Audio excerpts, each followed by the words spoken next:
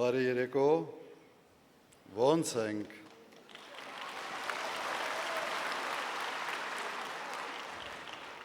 Ես բարձրանալուց մի քիչ ուշացա, սենց որտե փորձում էի մարսել, ներկայացվեց որպես հետաքրքիր ձևակերպում տվեց Աննան, Հայաստանի նախագահ երկրորդ վարչապետի թեկնածու։ Մի հատ ասի կարող է սենց ճիշտ կարող է ճիշտ բան չենք անում։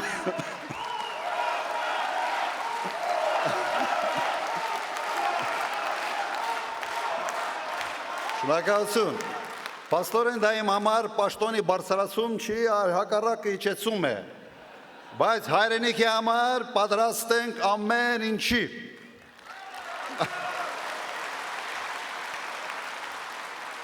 Սիրելի հայրենակիցներ, քույրեր եւ եղբայրներ, թիմակիցներ,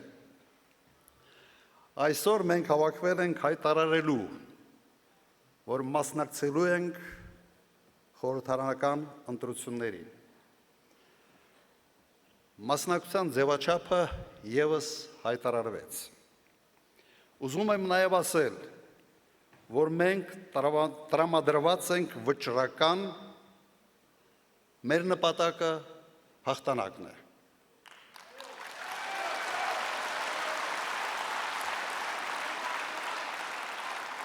Վստահ է, որ այն չարը, որը մարմնավորում է այս իշխանությունը, պարտվելու է։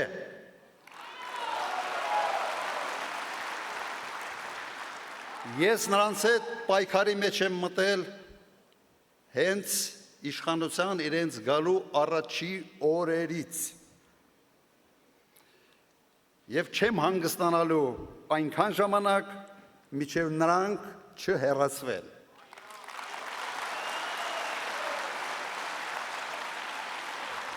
Իդեպ սրանով եմ տարբերվում այլ վարչապետի թեկնածուներից։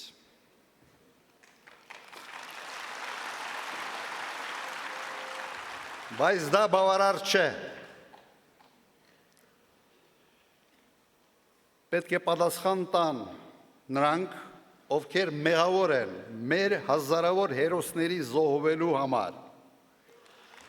ովքեր հանձնեցին Արցախը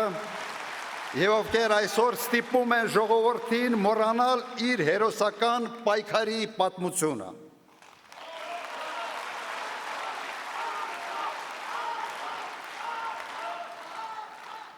Սիրելի հայրենակիցներ, մենք ապրում ենք մի տարօրինակ ժամանակահատվածում, երբ փորձում են մեզ համոզել, որ մեր հարուստ պատմությունը բեռ է,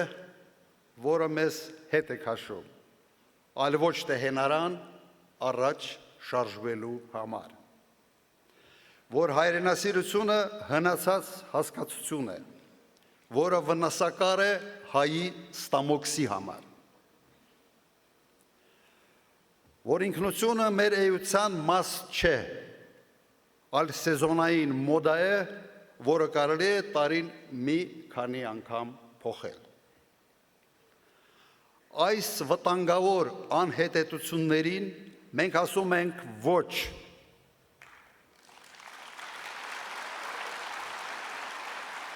Հայաստան դաշինքի համար մեր ինքնությունը, մեր պատմությունը եւ հայրենասիրությունը շարժիչ ուժ են ժամանակակից եւ հզոր պետություն կառուցելու համար։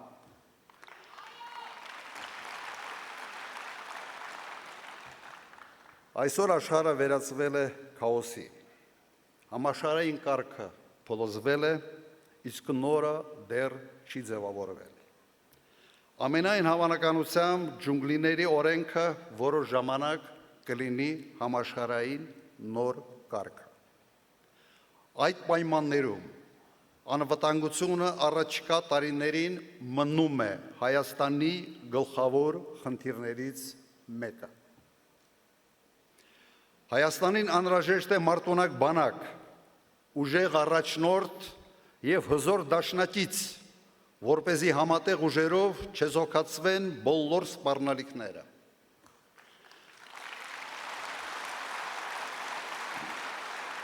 Հայաստանի արտաքին քաղաքականությունը պետք է լինի կանխատեսելի, հասկանալի եւ մերժի մեծ տերությունների հակասությունների վրա խաղալու տարբերակը։ Հիշեցնեմ, որ հենց այդ մոտեցումն ապահովեց Հայաստանի ամենախաղաղ տարիները իմ նախագահության օրոք։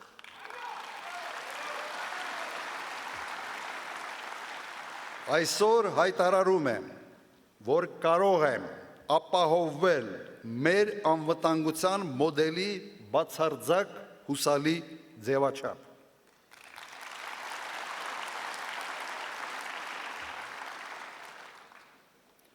Մենք կողմ ենք Ադրբեջանի հետ խաղաղությանը, բայց այդ խաղաղությունը պետք է հիմնված լինի ոչ թե պապայիս արև մոդելի վրա, այլ անվտանգության իրական երաշխիքների վրա։ Դա հատկապես կարևոր է այն պայմաններում, երբ իրավունքի ուժը աշխարհում փոխարինվել է ուժի իրավունքով։ Սիրելի հայրենակիցներ, մեր նպատակն է դառնալ Հարավային Կովկասի ամենաարդյունավետ եւ ամենակազմակերպված պետությունը։ Միայն այդպիսին լինելով մենք կարող ենք գերտերությունների համար լինել հետաքրքիր դաշնակիցներ եւ գործընկերներ։ Եվ միայն այդ դեպքում մեր շահերը պատշաճ կերպով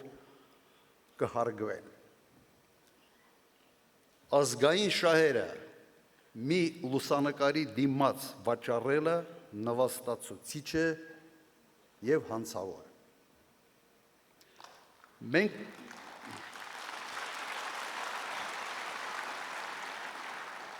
Մենք կտրուկ կբարձրացնենք պետական կառավարման արդյունավետությունը։ Կառավարությունը ես եմ ներկայիս հայտարարակ ուսապարկային մոդելը պետք է փոխարինվի կառավարությունը մենք ենք կոլեգիալ ներառական մոդելով։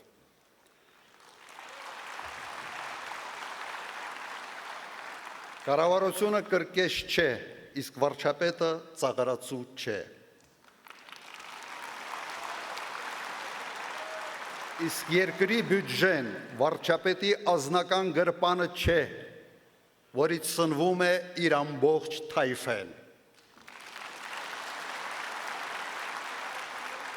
Այստեղ մենք իրական կարգ ու կանոն կհաստատենք, վստահ եղեք։ Մենք կապահովենք տնտեսական թռիչքաձև աճ, ճիշտ այնպես, ինչպես արդեն արել եմ 98-2008 թվականներին։ Այն ժամանակ Հայաստանը մտնում էր աշխարհի ամենից արագ զարգացող պետությունների տասնյակի մեջ, իսկ վերջի 5 տարին 5-յակի մեջ։ Մենք պետք է ստեղծենք ժամանակակից մրցունակ արդյունաբերություն եւ գյուղատնտեսություն, որոնք ունակ կլինեն արտահանել ապրանքներ արտաքին տարբեր շուկաներ։ Սակայն տնտեսության աճը չի կարող ինքնանպատակ լինել։ Աճը պետք է անմիջապես արտացոլվի մեր քաղաքացիների կենսամակարդակի վրա։ Իմ օրոք Հայաստանի տնտեսությունը աճեց 6 անգամ, միջին աշխատավարձը աճեց ևս 6-ապատիկ։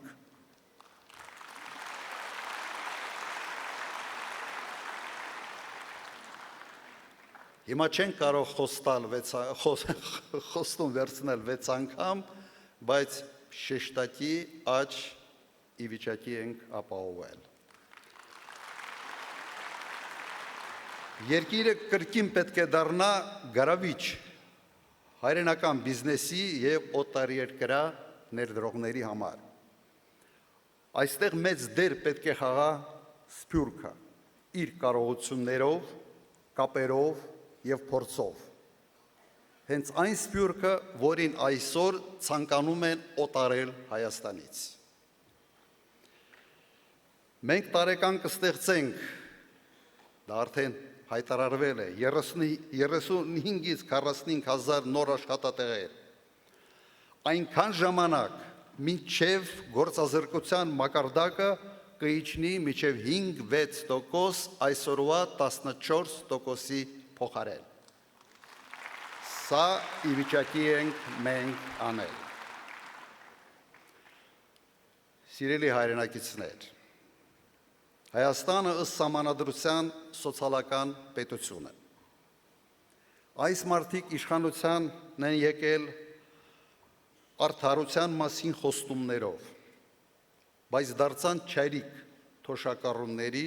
և անապահով մարդկանց համար։ Հայաստանի յուրաքանչյուր 5-րդ քաղաքացին աղքատ է, բայց աղքատ է ոչ թե նրա համար, որ աղքատությունը իր գլխում է, այլ աղքատ է այն պատճառով, որ աղքատությունը վարչապետի գլխում է։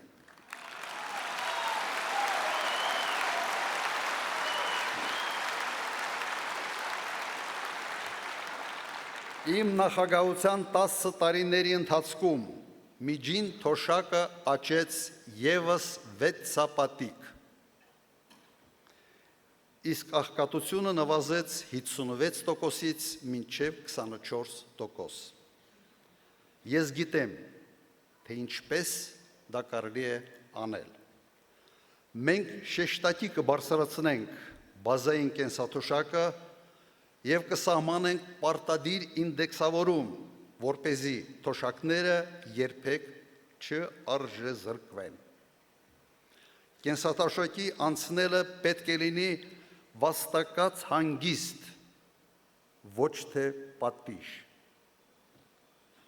Մենք վստահ ենք, որ երկրում աղքատությունը հնարավոր է կրճատել առնվազն 2 անգամ։ Ես խոստումների մեջ շատ զուսպ եմ։ Այն, ինչ ես նկարագրեցի, թե ինչ է արվել իմ նախագահության օրոք, վստահաբար ասում եմ, այդպիսի խոստումներ չեմ տվել, շատ ավելի համեստ էին խոստումները։ Արել ենք անգամներով շատ, քան տվել ենք խոստումներ։ Հիմա լինելու է նույնը։ Քաղաքացիների առողջությունը կառավարության առաջնահերթ խնդիրներից մեկն է։ Իսկ դա առաջին հերթին նշանակում է առողջապահության որակը և դրա հասանելիությունը յուրաքանչյուր քաղաքացու համար։ Սա ոչ միայն քաղաքացու առողջության հարց է, սա պետության առողջության ցուցանիշ է։ Մեզ խորապես մտահոգում է երկրում հանցավորության աննախադեպ աճը։ Կարող եք արդյոք որևէ մեկը բացատրել, թե ինչպես է հնարավոր, որ ոստիկանության ֆինանսավորման զգալի աճի հետ զուգահեռ անգամներով աճել է հանցավորությունը։ Թողեք ոստիկանությանը հանգիստ, մի ծանրաբեռնեք քաղաքական հետապնդումներով և ճնշումներով, և նրանք, համոզված եմ, ի վիճակի են հաղթել հանցավորությունը։ Մենք վճռական ենք այս ամեն ինչին վերջ տալ։ Երաշխավորում ենք կարգ ու կանոն փողոցներում, զորայական հանդուրժողականություն թմրամոլության նկատմամբ։ Դա դարձել է ազգային աղետ։ Համոզված եմ, որ այս հանցավոր բիզնեսը հովանավորվում է ամենից բարձր մակարդակներում, և սա անթույլատրելի է, և կրկնեմ, մարդիկ խստորեն պատժվելու են, այլ տարբերակ ուղղակի չկա։ Քաղաքացիների կյանքը պետք է լինի խաղաղ և կանխատեսելի։ Սիրելի հայրենակիցներ, այժմ բոլոր կուսակցությունները պատրաստվում են ընտրություններին, ներկայացնում են նախընտրական ծրագրեր, տալիս են նախընտրական խոստումներ։ Հասկանալի է, որ ոչ մի կուսակցություն կամ առաջնորդ չի ասի, թե գալիս եմ թոշակները սառեցնելու համար կամ հարկերը բարձրացնելու համար։ Բոլոր խոստումները կլինեն գեղեցիկ եւ գրավիչ։ Շատ խոստումներ նույնիսկ նման կլինեն միմյանց, եւ դա բնական է, նույն երկիրն է, նույն խնդիրներն են, նմանատիպ լուծումներ տարբեր ձևակերպումներով։ Մի խոսքով գնում է պայքար գեղեցիկ ծրագրերի եւ գրավիչ խոստումների միջև։ Ինչ պետք է անի ընտրողը, ինչպես պետք է քաղաքացին տարբերակի թացը ջորից։ Ես առաջարկում եմ ամենապարզ եւ ամենառացիոնալ լուծումը։ Տարբերել քաղաքական գործիչների գեղեցիկ ծրագրերը, բարի ցանկությունները եւ դրանք իրականացնելու իրական կարողությունները։ Գտնել այն տեխնացուին ու թիմին, ով կարող է համադրել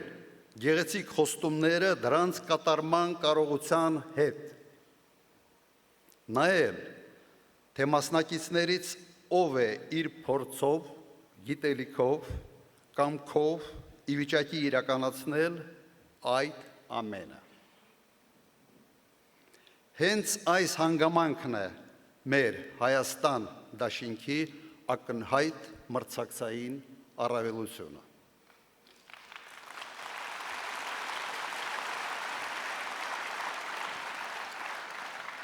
Ոչ մի տեխնացու չունի պետական կառավարման, անվտանգային ոլորտի, արտաքին քաղաքականության,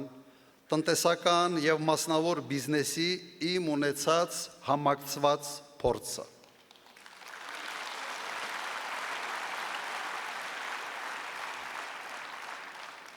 Այդպիսի փորձ ոնց որ Հայաստանում ընդհանրապես ոչ ոք չունի, այսպես է դրսևորվել։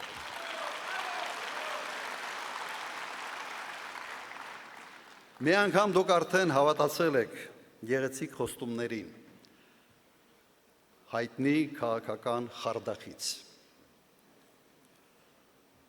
որը ուներ զրոյական կառավարման փորձ։ Եվ ստացել ենք աղետ եւ նվաստացում։ Իմ կոչը պարզ է, դադարեցրեք փորձարկումները։ Երկիրը տրենաժոր չէ, որի վրա անփորձ մարդիկ պետք է սովորեն կառավարման տարրական կանոնները։ Դա երկրի համար չափազանց թանկ շքեղություն է։ Սիրելի հայրենակիցներ, այս հողը, ինչ որ տեսնում ենք,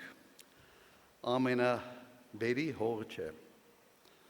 Մեր լեռները ամենաբարձրը չեն, մեր ընտերքը ամենահարուստը չի, բայց սա մեր հայրենիքն է, մեր հողն է, եւ այս հողը ծնել է իմ կարծիքով ամենից խելոք, ամենից աշխատասեր, մի քիչ միամիտ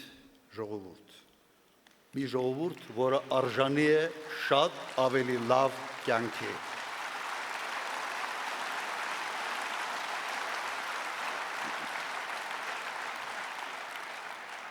Դուք կարող եք ինձ սիրել կամ չսիրել,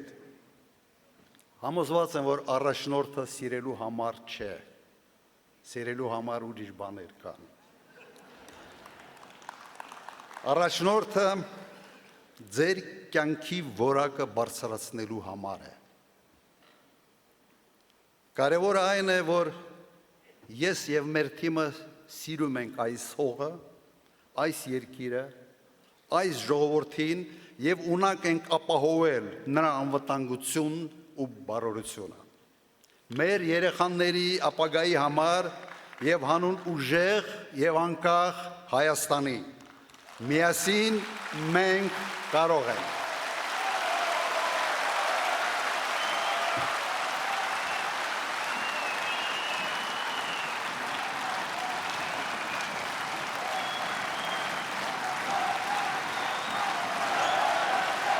Շնորհակալ Շնորհակալություն։